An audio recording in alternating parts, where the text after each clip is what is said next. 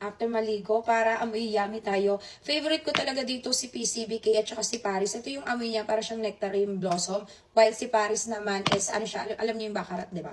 So ito medyo sweet, luxurious yung amoy ni Paris. Tapos ito naman sweet siya na parang basta gusto ko kasi may mga amoy na sweet, floral, tapos elegant. Ito lagi kong ginagamit kasi ngayon wala na sold out si Twilly. Mabilis siyang na sold out nung nakaraan na nag-live ako. Ngayon meron pa pala kaming konting bottle na natira. So pinagawa ko sila PCBK and Paris. Kaya mag-check out kayo kasi ang ganda talaga ng lagayan niya. Tapos makamayaman na amoy. So bababa na ako, makikipaglaro na ako sa anak ko. Gagawa ako ng content. And then si Papa P kasi nag-golf pa siya do, di ba? Si Papa P din walang ano din yun, pahingay basta sa golf talaga. Diyos ko, maaga talaga siya natutulog. Excited lagi yun mag-golf.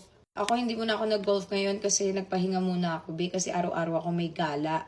Tuloy-tuloy ang agenda ng babaeng Latinang Mashrip. Tapos aalis kayo, punta kami ng Korea, then magsi-Singapore kami. So balak namin isama na lang din sila Brayden pag pumunta kami ng Korea. Kasi sa anniversary namin ni Papa P, wedding anniversary, kami pupunta ng Korea. Kasi nung first namin, nung mga nagde-date pa lang kami, yun yung unang country na pinuntahan namin. Nang magkasama ha, yun yung country na una namin pinuntahan. So sabi ko gusto kong bumalik doon kasi gusto ko magmukbang.